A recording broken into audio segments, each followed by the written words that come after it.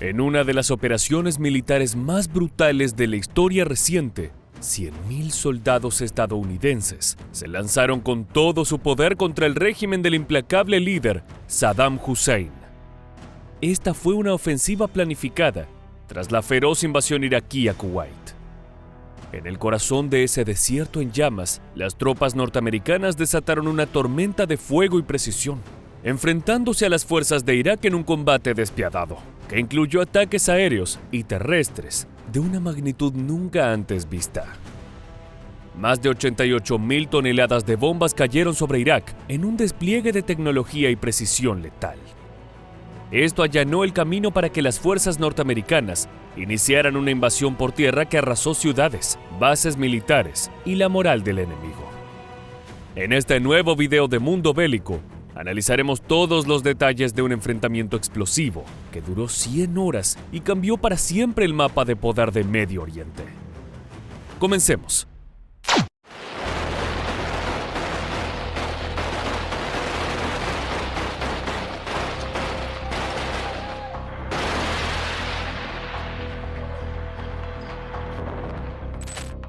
En una sofocante jornada del 2 de agosto de 1990, la comunidad internacional observaba con incredulidad cómo las fuerzas militares de Irak, lideradas por el temido dictador Saddam Hussein, se lanzaron como un torbellino sobre su pequeño vecino del sur, Kuwait.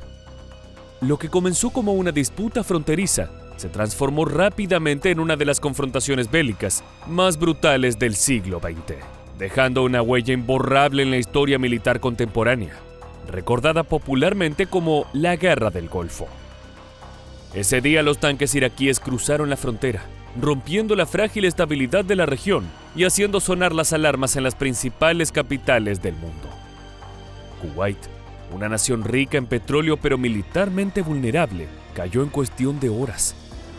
La invasión fue rápida y precisa, ejecutada con una agresión que sorprendió incluso a los más experimentados observadores militares. Iraq, a state led by the brutal dictator Saddam Hussein, head of the Ba'ath Party, had committed an act of unprovoked aggression that shocked the world. Within a few hours that morning, Iraqi forces had occupied all of Kuwait, the tiny emirate of the Al Sabah dynasty. Saddam Hussein said, "Kuwait has been returned to the fold of her motherland, Iraq." El trasfondo de esta acción audaz, sin embargo, era mucho más complejo. Saddam Hussein no solo buscaba apoderarse de vastas reservas petroleras de Kuwait, sino también consolidar su liderazgo en el mundo árabe. La guerra con Irán, que había terminado en 1988, había dejado a Irak económicamente devastado. Hussein, que se veía a sí mismo como el futuro líder de una nueva era panárabe, creía que al anexar aquel pequeño país, podría mejorar su economía y fortalecer su posición estratégica en la región. Sin embargo, su agresión no pasó desapercibida para el mundo occidental, y mucho menos para los Estados Unidos, que vio cómo una ráfaga de violencia se vería sobre Kuwait. Con la ocupación de Kuwait en marcha, Hussein desafió abiertamente a las potencias globales. Declaró que ese país era históricamente parte de Irak y que no tenía intención de retirarse. El dictador estimaba que la comunidad internacional no tendría los recursos suficientes para un enfrentamiento armado en el impredecible Medio Oriente y que las sanciones diplomáticas serían lo máximo que podría esperar. En este cálculo, Hussein subestimó gravemente la respuesta que su acción provocaría. Las Naciones Unidas, en una rara muestra de cooperación, condenaron la invasión de inmediato. El 6 de agosto de 1990 impuso severas sanciones económicas contra Irak. Sin embargo, la verdadera amenaza para Saddam vino de un país dispuesto a desatar una guerra para proteger sus intereses: Estados Unidos. El suministro de petróleo en la región estaba en peligro y la administración de George H.W. Bush no iba a permitir que Saddam Hussein dictara el futuro del Golfo Pérsico. Bush reacted swiftly to this apparent threat by initiating Operation Desert Shield on the 8th of August, with the dispatch of the 82nd U.S. Airborne Division to northern Saudi Arabia to deter future Iraqi aggression. That same day, Britain and France announced their intention to send contingents to augment America's Desert Shield forces. Después de meses de tensas negociaciones y la formación de una vasta coalición internacional, el Consejo de Seguridad de las Naciones Unidas emitió una resolución final. Saddam Hussein tenía hasta el 15 de enero de 1991 para retirar sus fuerzas de Kuwait o enfrentarse a una respuesta militar masiva. La retórica beligerante de Hussein solo aumentó durante este tiempo. Se jactaba de que esa sería la madre de todas las batallas y amenazaba con convertir la región en un infierno si la coalición decidía intervenir. La fecha límite llegó y pasó. Sin embargo, las fuerzas iraquíes permanecieron firmemente atrincheradas en Kuwait. Con los ánimos al borde del estallido, el mundo esperaba con miedo lo que estaba por venir. Y luego, la tormenta estalló. Lo que siguió fue una de las campañas aéreas más devastadoras y coordinadas en la historia moderna de la guerra.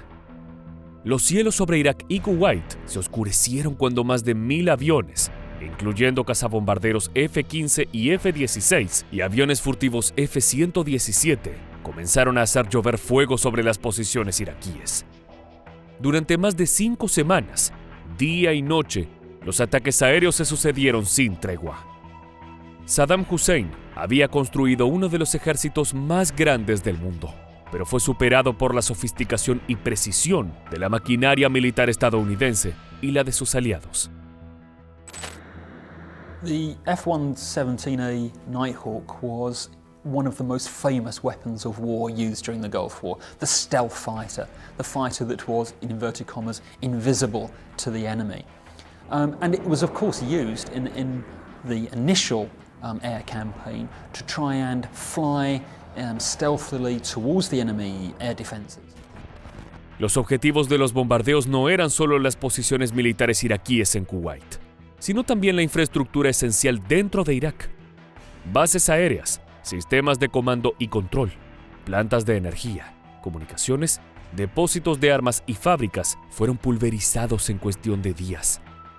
La tecnología de los misiles guiados por láser y los ataques precisos desde aviones furtivos hicieron que la capacidad de defensa iraquí colapsara rápidamente. Los aviones de la coalición controlaban los cielos con tal poder que las fuerzas iraquíes apenas podían levantar la vista antes de que una lluvia de destrucción cayera sobre ellas. The 4 phases of the coalition air campaign started with perhaps the most important, the gaining of air supremacy.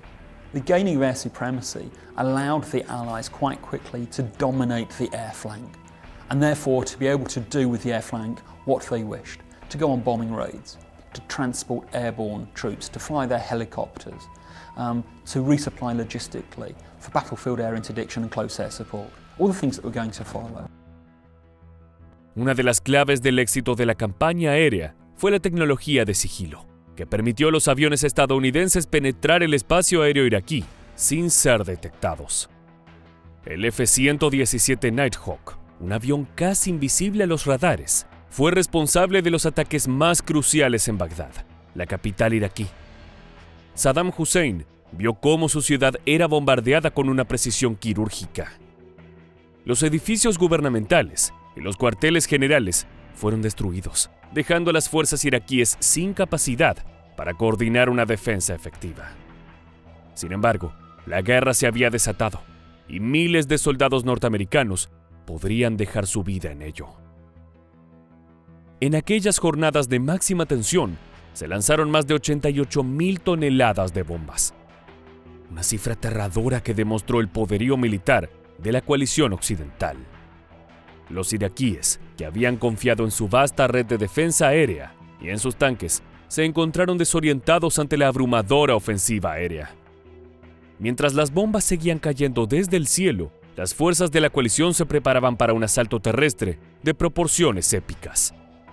El 24 de febrero de 1991, tras semanas de bombardeos incesantes que habían dejado las defensas iraquíes en ruinas, la coalición lanzó su ataque por tierra. El general estadounidense Norman Schwarzkopf fue encargado de ejecutar la ofensiva terrestre.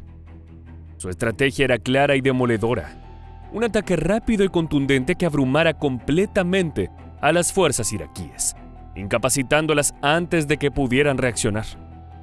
Las tropas especiales de Estados Unidos, junto a soldados británicos, franceses y saudíes, avanzaron desde múltiples frentes, creando una pinza mortal que atrapó a los iraquíes. Uno de los momentos más devastadores de la ofensiva fue el enfrentamiento en la autopista de la muerte, una carretera que conecta Kuwait con Irak. A medida que las fuerzas iraquíes intentaban huir del país, fueron alcanzadas por los ataques aéreos y terrestres de la coalición.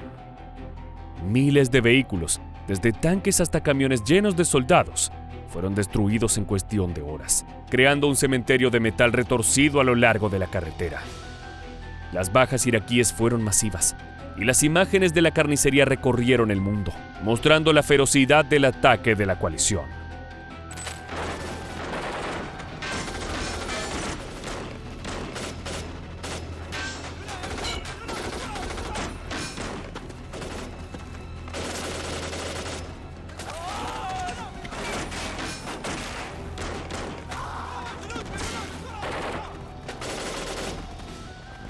El ejército iraquí, aunque numeroso, estaba mal equipado y poco entrenado para enfrentar a una coalición de más de 30 países, equipada con la tecnología militar más avanzada del mundo.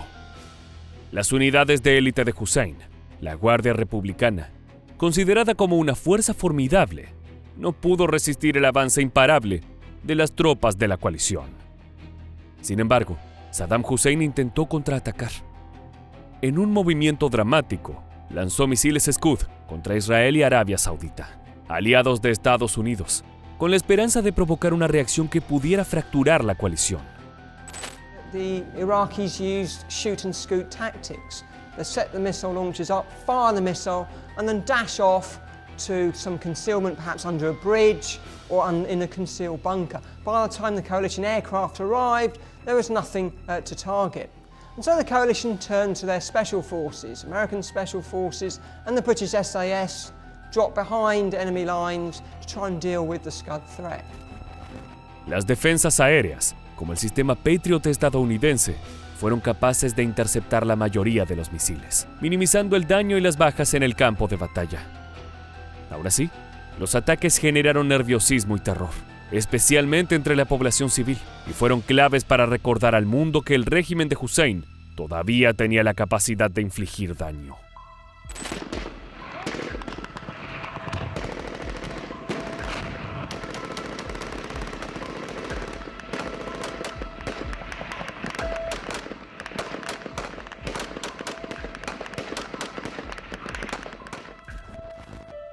Israel, bajo una inmensa presión, se mantuvo en calma, sin responder a estas provocaciones, lo que fue un triunfo estratégico para la coalición. La idea de una guerra en el Medio Oriente podría haber desestabilizado aún más la región, y en última instancia, debilitando la unidad de las fuerzas aliadas. Sin embargo, Saddam no había utilizado aún todos sus recursos. El dictador tenía un as bajo la manga, uno de los temores más grandes de la guerra entre las fuerzas occidentales: un ataque biológico. El dictador había amenazado en numerosas ocasiones con utilizar armas químicas si la situación lo requería. La comunidad internacional estaba consciente de que Irak había desarrollado un arsenal de destrucción masiva durante la guerra con Irak, y la posibilidad de que fueran utilizadas se convirtió en una preocupación constante. Las advertencias de un posible ataque biológico mantuvieron a muchos funcionarios y altos mandos militares en vilo, añadiendo una capa de ansiedad a un conflicto ya de por sí aterrador. Los soldados norteamericanos, en el terreno, tenían el mismo temor, con la diferencia de que ellos estaban arriesgando sus vidas de forma directa. A pesar de estos intentos de ataque, el régimen iraquí estaba sufriendo una derrota aplastante.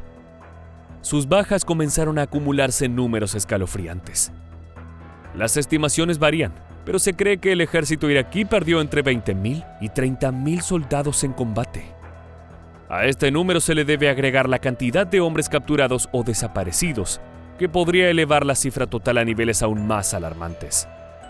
Sin embargo, Irak todavía intentaba preservar su capacidad de realizar ataques químicos únicamente como un medio de disuasión. Saddam buscaba evitar una intervención más extensa de la ONU o un aumento de sanciones, ya que dependían de las exportaciones de petróleo.